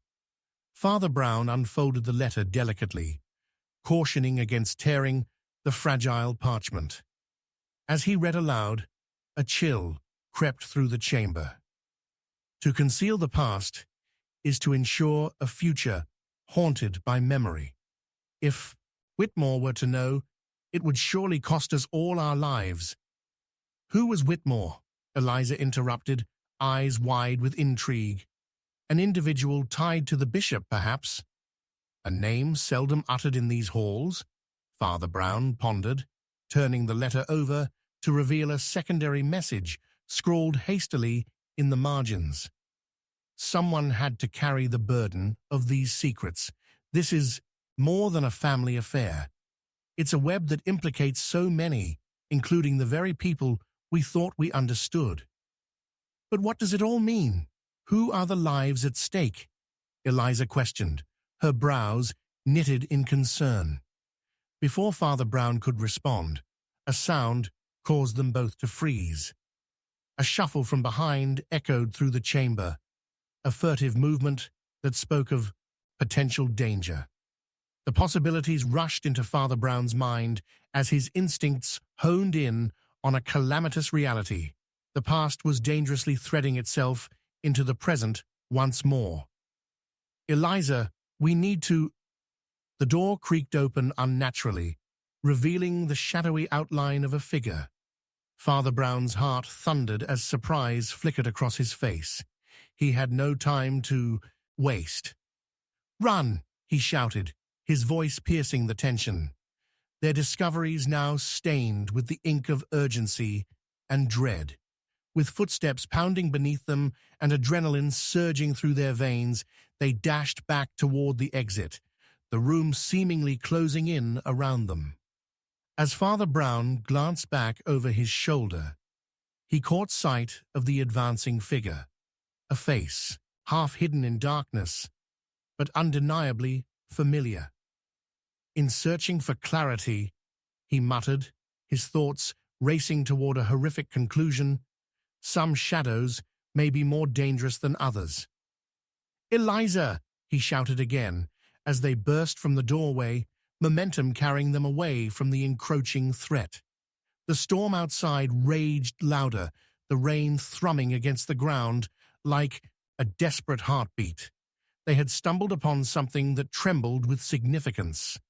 Pathways of betrayal and loyalty rippling through the air, but the figure pursuing them promised a confrontation that would shatter their fragile quest for truth. With every turn of the door handle behind them, they had awakened a danger that threatened to unravel it all. Suddenly, the front door stood ajar, rain pouring through as if beckoning them towards their escape. Father Brown could taste the cold night air. The pursuit was far from over. Turning to Eliza one last time, he whispered, "We have to discover all they're willing to protect before it tears apart what remains." As they fled into the storm, a promise echoed through the winds. They were merely at the precipice of a dark chapter yet to unfold, and the truth they sought was poised all too close to the edge. The hidden room beneath the stairs had spoken, but it beckoned more than just answers. It urged them into the heart of a treacherous reckoning, yet unseen. Chapter 9. The Final Trap. The clink of silverware and the murmur of polite conversation provided an illusory calm over the dining room of Ashcombe Manor, rendered even more intimate by the flickering candles and stormy weather outside. Dark clouds hung low, and rain lashed against the windows like the whispering secrets of those within. Father Brown kept his gaze focused, studying the guests as they settled down for dinner, uneasy shadows playing on their faces. Each guest bore the marks of hidden fears, glances that flitted like shadows, laughter that faded too quickly, and silence that settled heavily in the air. Eliza sat beside him, her expression a blend of anticipation and unease. "Do you think it's safe, Father?" she asked quietly, watching Lady Ashcombe arrange the cutlery with slender, nervous fingers. "Safe is but a concept, my dear," he replied, the corners of his mouth lifting slightly. "Tonight, we will reveal truths that many have worked tirelessly to keep buried. The storm is not just outside. It rages amongst these very guests." As the first course was served, Bertram Adler, the once distant family friend, stole a glance at Father Brown. The man's brow was furrowed with a nervousness that hinted at unspoken guilt. His words escaped him when Lady Ashcombe raised her glass in a toast. "To friends and family, and the bonds that bind us." Cheers erupted, but Father Brown drank only deep from the well of suspicion. It was time to lay the trap. He could bait the anxieties of the room, draw out confessions thread by thread. "Lady Ashcombe," he began, keen to draw her in first, "you and the late Lord Ashcombe had a storied history. How did his passing affect the family ties?" The question cut through the evening's veneer of civility. Lady Ashcombe's hands trembled slightly. "Lord Ashcombe was a complicated man," she replied, her voice laced with uncharacteristic hesitation. "He held many secrets. Perhaps it's better those died with him." "Yet the shadows linger still," Father Brown pressed, his gaze piercing through her defenses. "Wouldn't it be prudent to lay them to rest?" Across the table, Bertram shifted uncomfortably. "Secrets protect us. That is the truth." His voice was low, the sheer force of his conviction alarming. "Some doors are better kept closed." "Ah, Mr. Adler," Father Brown replied smoothly, "a keen observance, yet I find that understanding the weight of those burdens often lightens the heart." The conversation turned, eyes darting between the two men. In the air hung unspooled threads of fear, and the tension mounted palpably. "Forgive me, Father," a voice interjected, cutting through the tension. It was Evelyn, Lady Ashcombe's niece, fidgeting with the delicate lace on her sleeve. "Might I ask what happens when those secrets are shared?" "Sharing invokes both blame and redemption, Miss Evelyn. One, a heavy crown, the other, an unencumbered heart," Father Brown replied, observing how she fiddled nervously. The young woman was a mirror of her aunt's helplessness, the hidden truths weighing them down. Redemption, Evelyn's voice quavered as she delivered her words. And what of betrayal? Can that ever be forgiven? Betrayal often grows from fear. One acts in desperation, believing it to be their only means of survival, said Father Brown, now intentionally planting the seeds of doubt. The atmosphere thickened. Comments grew sharper, barbs hidden beneath surface smiles. Lady Ashcombe's gaze landed squarely on Bertram, as if wielding a dagger of blame. You know, Bertram, truth has a way of surfacing in waves. Some may not be as fortunate as you and your web of lies. Lies? His voice rose in righteous indignation. You speak of lies when grave errors lie beneath your polished exterior. The faults of the past touch us all. Father Brown watched keenly as the tension peaked. He could sense the hearts of the guests, racing beneath their carefully maintained facades. What do you mean, Mr. Adler? He probed gently. If we're sharing burdens, wouldn't you want to give voice to your shadows? With desperation palpable in his tone, Bertram seemed to wrestle with a ghost, both familiar and haunting. The past is buried for good reason, Father. Some knowledge poisons the soul. And yet that poison festers, does it not? Each poison grows stronger until it erupts, Father Brown said, allowing the weight of his words to sink in. The thunder boomed outside, rattling the windows, mirroring the tumult inside. The guests exchanged furtive glances, unease, festering. The storm was not merely a backdrop. It became an echo of their hidden fears, just begging to be addressed. Speak plainly, Bertram, Lady Ashcombe insisted, her voice commanding. What do you know of this past? Why do you speak as if shackled by it? Perhaps the question is, Father Brown added, his soft voice almost a whisper, what are we willing to sacrifice to keep those secrets intact? The dining room grew still. All eyes fell on Bertram, who seemed ensnared in the gravity of Father Brown's words. Just know, he finally said, his voice small, the truth can ruin lives. I can't bear another upheaval. Camouflage does decay, Mr. Adler, Father Brown replied, and creeping despair always finds a way to surface. A sudden thought struck him, a clue he hadn't yet considered amidst their familial entanglement. Much like one unguarded letter that may hold more than an innocent sentiment. With a swift motion, Father Brown retrieved the unsealed envelope bearing Whitmore's handwriting from his satchel, the shadows of their earlier finding stark against the gleaming table setting. This letter hints at a betrayal that extends beyond your family, Bertram. The cost is deeper than but the surface of a polished table. The room fell into electric silence, each gaze locked onto the letter, suspicions swirling like the storm outside.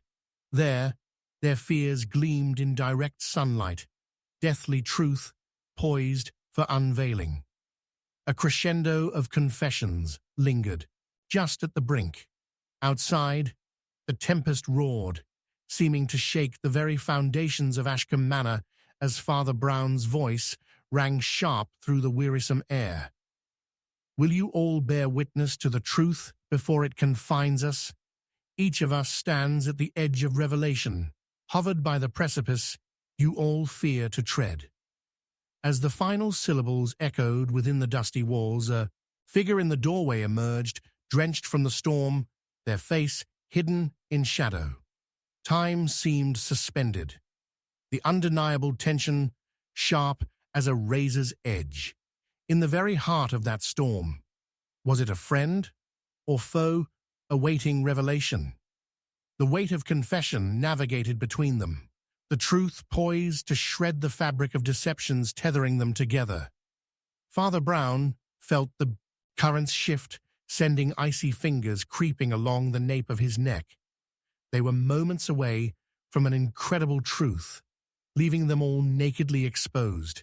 And beyond this dreadful storm, something awaited, the ghost of betrayal burgeoning, holding its breath.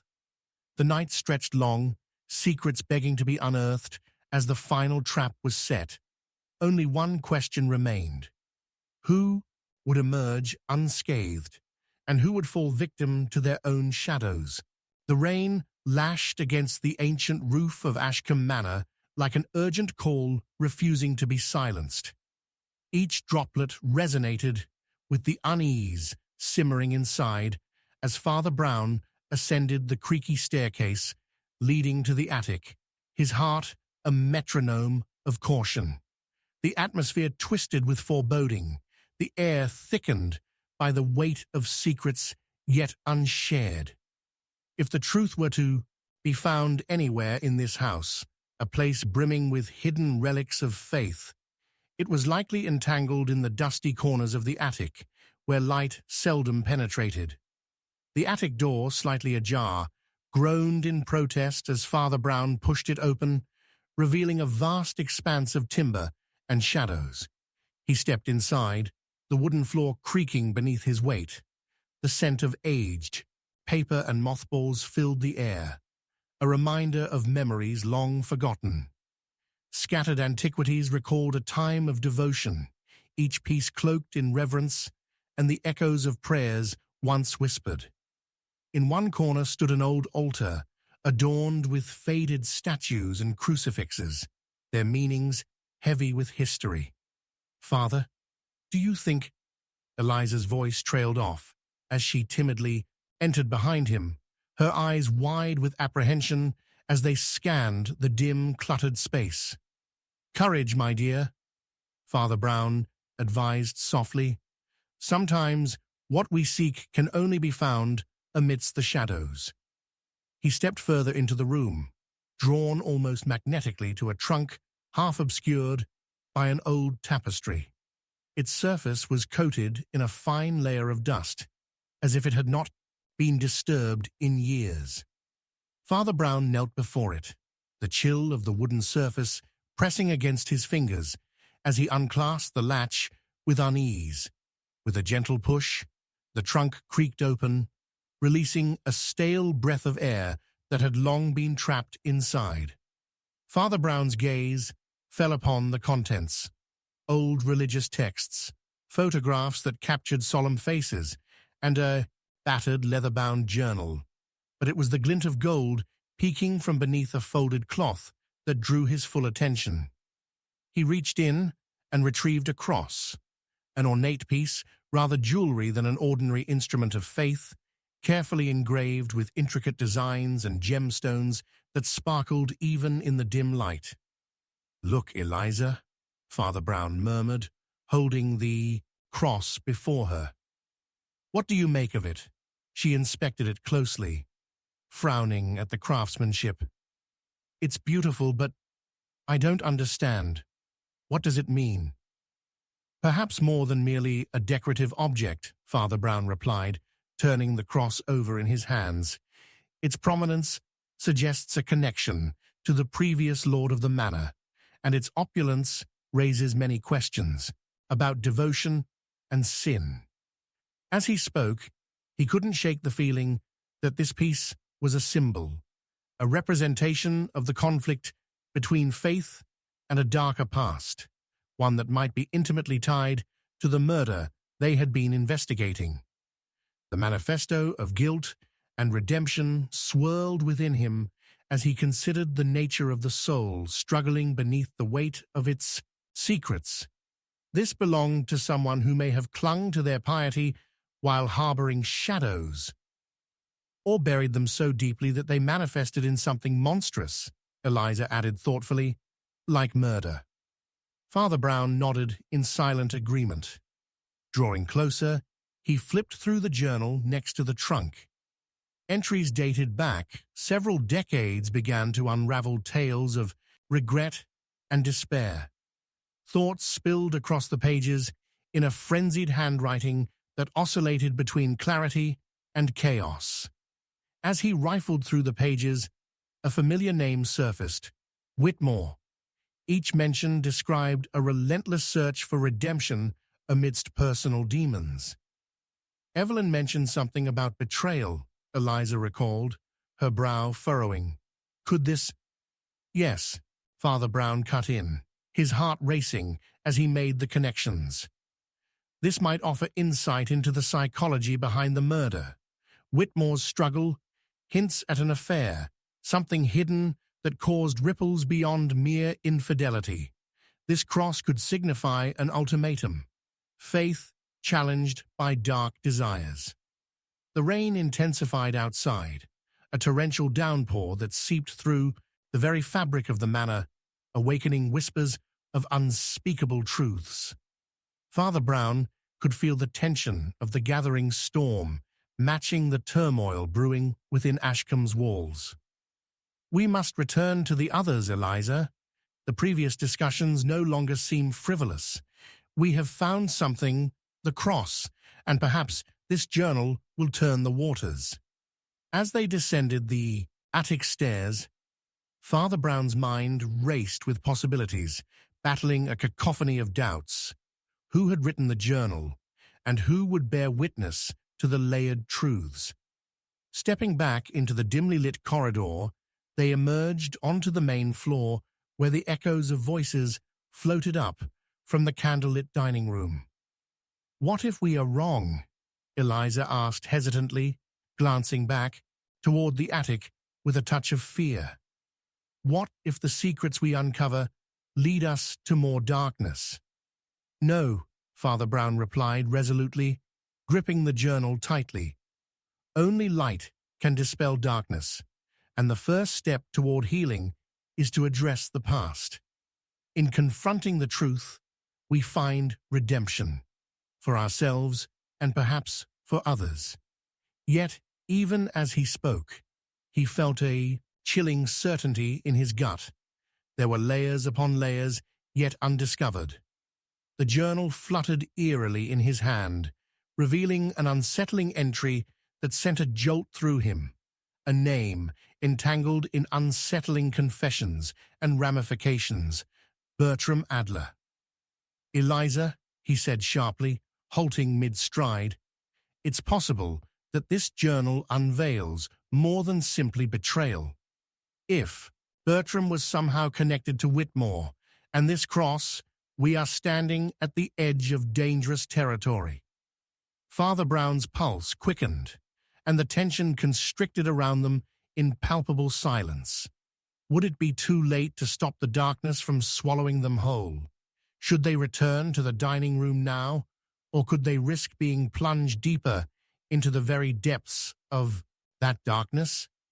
They reached the entrance to the dining room, just in time for the last remnants of laughter to fade, and for a hushed tension to swell within.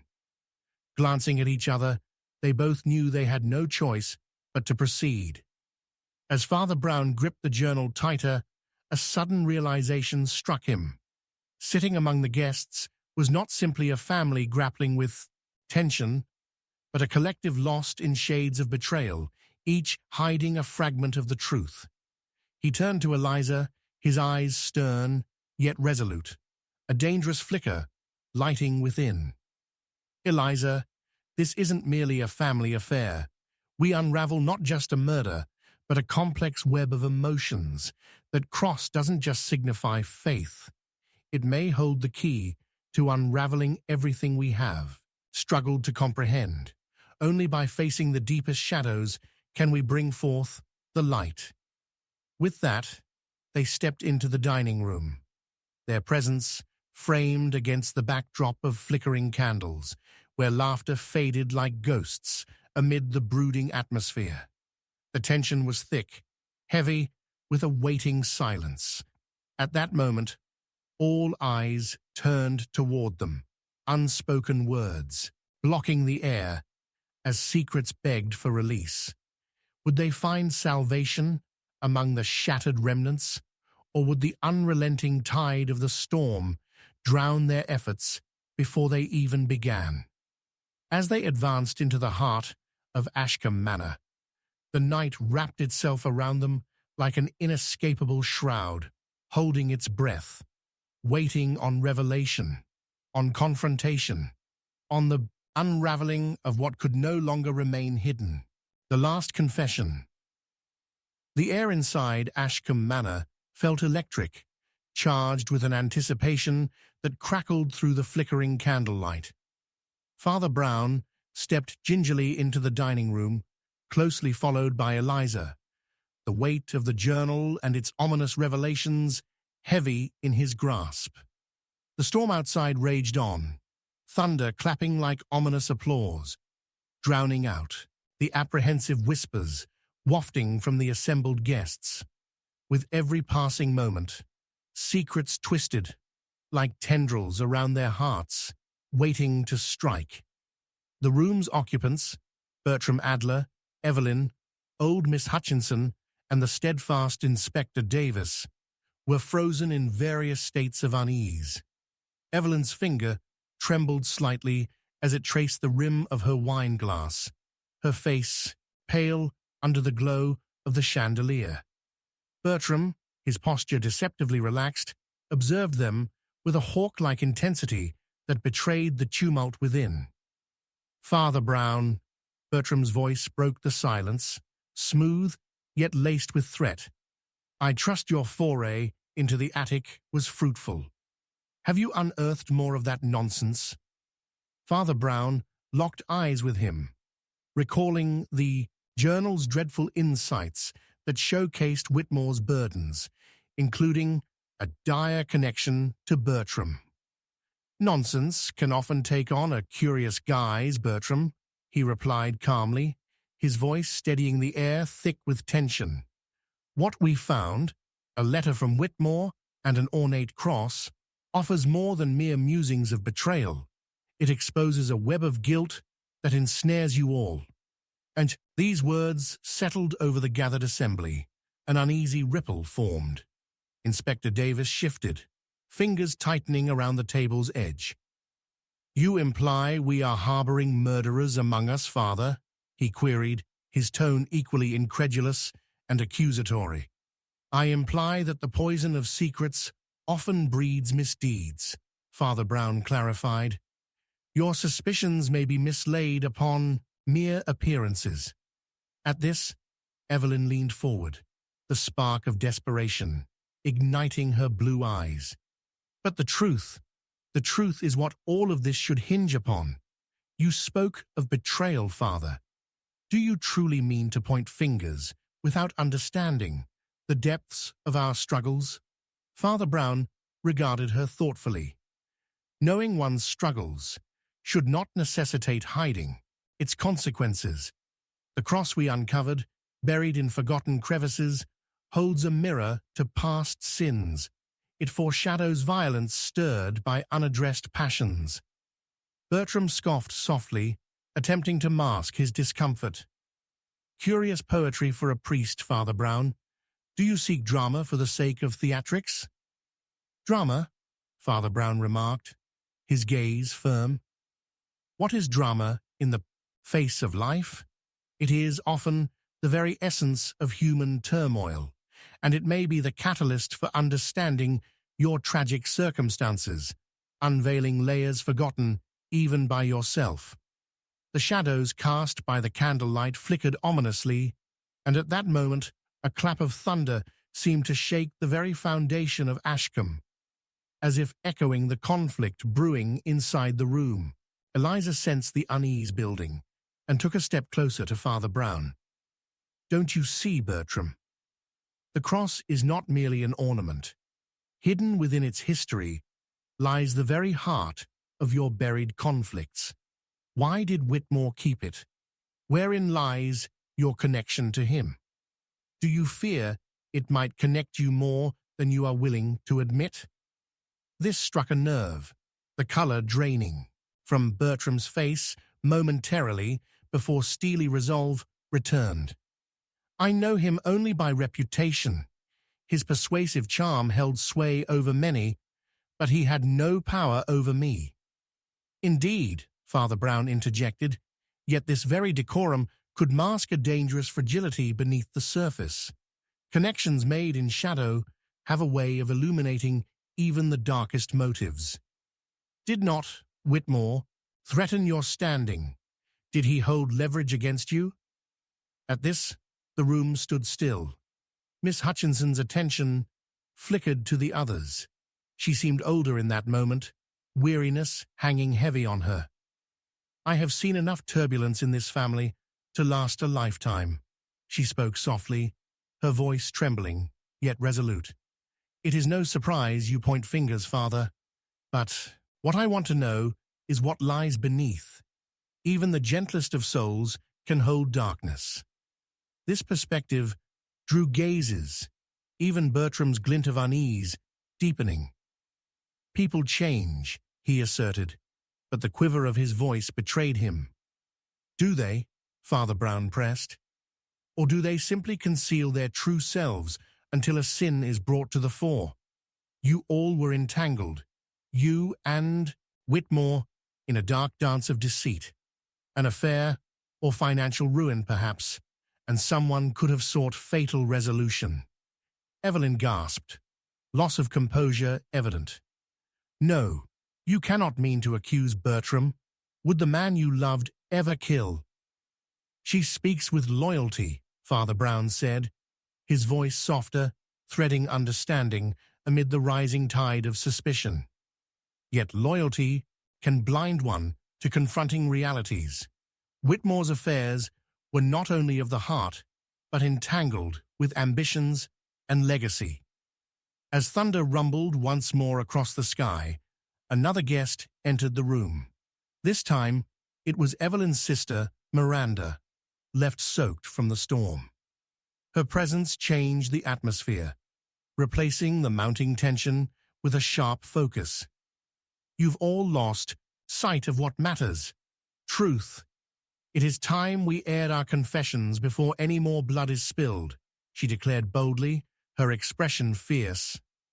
Father Brown regarded her sharply, a potent mix of dread and anticipation swirling in his mind. You suggest a confession, Miranda. Were we to find solace in transparencies, revealing lives lost in deceit may yet save us. Within seconds, the weight of the journal in Father Brown's hands seemed to grow heavier. The clock on the mantel ticked down the seconds, the sound echoing the reluctance to acknowledge the truth before it was too late. I know what I've seen. On the eve of his death, Whitmore's shadow loomed over Bertram, Miranda continued, nudging the swirling tension further. And I saw you, Bertram. You harbored ill feelings toward him. What were your last words? Were they threats? In the depths of Bertram's eyes, shadows shifted, flickers of terror and guilt mingling. Whitmore was an insufferable fool. He sullied our family's name. He had no right to... And could the anger have driven you to do something more? Father Brown interjected, feeling the tight coil of the truth unfurl with each word. Suddenly the atmosphere thickened. It was as if the very walls of Ashcombe were listening intently, attention wrapped around them like a mist. Bertram's facade crumbled at last, distress softening the angles of his expression. I know it was not meant to happen that way, he stammered, his fingers digging into the table's surface. I could. Never what? Eliza pressed, drawing closer, willing him to speak. The collective breath of the room held his words captive. What drove you to this? Through the storm system roaring outside, whispers of a desperate confession broke free. I thought I was doing right. I never intended for it to reach that far. Yet the words trailed off in an agonizing silence, a climax suspended, an admission just out of reach. Father Brown felt the pulse of drama unfold, an unseen knot threatening to unravel their mortal existence, the culmination of everything resolved toward impending doom. Amidst the restless shadows and rising echoes, all eyes were on Bertram, his final confession looming like a storm, charged with inevitability. What fate awaited them within these walls where guilt resided and darkness danced on the edge of absolution? As the tempest outside roared, it ushered forward the unraveling truth, waiting to flood their lives with anguish and revelation, promising neither absolution nor escape. Would the real confession finally emerge from the heart of Ashcombe, or would they be lost forever, prisoners of their past sins? And as darkness wheeled around them, the call of fate hung heavy. The last confession awaited, poised to shatter the facade. Thus, like the storm raging outside, the tension inside Ashcombe Manor boiled, edging ever closer to a fiery conclusion. The mercy of the murderer. The storm lashed against the windows of Ashcombe Manor, rain beating with a relentless fury that echoed the turmoil within. Inside, tension crackled like static electricity, a precursor to the revelations that loomed just beyond their reach. Father Brown stood immobile, his eyes scanning the assembled guests. Each face bore the weight of secrets, each gaze averted as if to block the encroaching darkness that had settled upon them. He had felt it, a pulse of despair rooted in guilt, and it called to him. "Let us not prolong the inevitable," he finally spoke, his voice steady amid the chaos. In moments like these, truth is not simply a matter of revealing facts. It's about understanding choices and the mercy we can extend, even to the guilty. Eliza, ever the embodiment of hope, stepped forward. "But Father, how can mercy be extended to a murderer? Shouldn't justice prevail?" Her brow furrowed as the words escaped, but Father Brown recognized the flicker of uncertainty in her eyes, the vestiges of compassion battling with indignation. "Justice is often a construct built upon our limited perspective," he replied softly, his gaze falling upon Bertram, whose pallid complexion seemed to mimic the pallor of the storm-darkened sky. "Therein lies the intricacies of our nature. It is possible that the lines drawn between good and evil are not nearly as distinct as we perceive." Miranda spoke up, her voice trembling slightly. "I saw him that night, Father." Whitmore was enraged. He had gone too far, but Bertram wouldn't. "Wouldn't what?" Bertram interjected, the edges of anger sharpening his words, even as confusion flickered within his dark eyes. "You know nothing about it." "Enough," Father Brown interjected, steering the conversation away from the impending brawl. "Listen to yourselves. In this moment of turmoil, you hasten toward accusations that may only obscure the truth. We must look beyond the veil of blame to understand the true tragedy at hand." Bertram's exasperation gave way to unexpected vulnerability. "You think you understand, Father? You don't know the depths of what you thought was the right thing to do?" Father Brown probed, holding his gaze steady. "What would you sacrifice for your family's honor? Or more critically, what lengths would you go to protect a fragile existence fraught with regret?" The room fell silent, the storm outside almost retreating for an instant, as if in deference to the unraveling drama. Then from the shadows stepped Miss Hutchinson, her presence laden with the weight of loss, suffocating the atmosphere. "Father Brown, every family has its darkness. The lives we lead are often dulled by the shadows of our ancestors. Whitmore had power he wielded like a blade.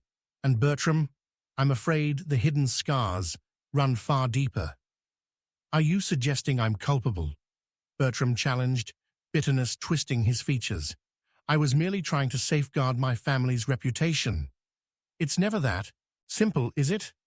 Father Brown observed, noting the twitch of Bertram's hands as they rested on the table. Trust breeds complicity. How often do we protect those we love at the expense of truth, or the lives of others? Change the narrative, why don't you? Bertram shot back, his bravado faltering under the scrutiny of the room. Whitmore knew what he was doing when he pushed, when he threatened. With a gesture, Father Brown invited a deeper exploration. And how did it all lead to murder? Was the impetus desperation, jealousy, or self-preservation? You mentioned threatening words, Miss Hutchinson. She nodded, her eyes glistening with uncontained memories. That night, he was enraged, livid over debts, a broken promise. I saw Bertram tense, and then Whitmore pushed, prodded the wounds of old family rivalries, even went as far as to— Enough! Bertram's voice trembled now, fraying at the edges. But his words snagged in despair. Thunder cracked ominously overhead, and the air thickened with the palpable weight of unspoken truths. Father Brown watched as the storm outside mirrored the inner tempest of emotions swirling in the room. What did he say then, Bertram? His last words, did they grip your heart with rage, an unyielding tide of despair that drove you to his throat? An agonizing silence held the room captive until Bertram's face, contorted with turmoil, softened. I never meant for it to happen, he whispered, voice brittle with the veneer of sanity eroding into chaos. I thought he could never. An understanding washed over Father Brown, piecing the puzzle together like shards of broken glass. You were responding to a threat, but the truth lurked in the background. You wanted to stop him to save not yourself, but your family. You felt mercy towards your family at the cost of grey morality. Through fear of losing everything, did you act? At this, Bertram faltered, the truth haunting him. A flicker of compassion reflected in his eyes, momentarily illuminating the shadows that clouded them. He was a fool, always flaunting his successes. It was like a disease in our lives. It twisted everything. And by choosing to silence him, tell me, Father Brown urged gently, did you believe you were protecting a legacy, or were you drowning in your own fear? In your heart, did you seek justice or mercy? A tremor raced through the room as Bertram's breath quickened. I never thought I could kill, he admitted, his voice now a mere whisper. Not until Whitmore became a threat to all that I held dear. Eliza, her heart caught in her throat, peered at Bertram with a newfound understanding. But what of the compassion buried beneath your choices? With another clap of thunder shaking the mansion, Father Brown pressed on, feeling the charged energy of the moment unfold. In every decision, you sought an answer that echoes against the walls of Ashcombe. The true tragedy of our lives dwells not in the act of murder alone, but in losing sight of those we desire to protect. Perhaps the real question is whether one can have mercy for the murderer, caught amid the aftermath. The room retreated into a tense silence, as though caught between breaths. Would compassion hold sway over the bitter realities they faced? What mercy could the truth extend in the relentless pursuit of justice? Then, with the fierce roar of the storm igniting anew, Miss Hutchinson shifted, as a forgotten piece of parchment slipped from her sleeve and onto the table. The curious glint it bore ignited Father Brown's curiosity. Father, she gasped, the timbre of her voice rising. It's a letter, one that was meant to— It holds the key, doesn't it? Father Brown interrupted, heart racing as hope and dread intertwined. The one last truth we desperately need. But as he reached for the torn edges, the candlelight flickered, plunging the room into darkness with another thunderous crash echoing from outside. The storm could no longer be ignored, and with it came a tempest of revelation, as the curtain was set to lift on the final act of this tragic play. What twisted fates awaited them on the other side of confession? And would the mercy deep within unveil the soul of the murderer, or would it serve merely to deepen the ache of consequence? As the darkness enveloped them, the answers lay just beyond reach, draped in the shrouded complexity of human emotion, mercy, and the haunting call of redemption waiting to be unmasked.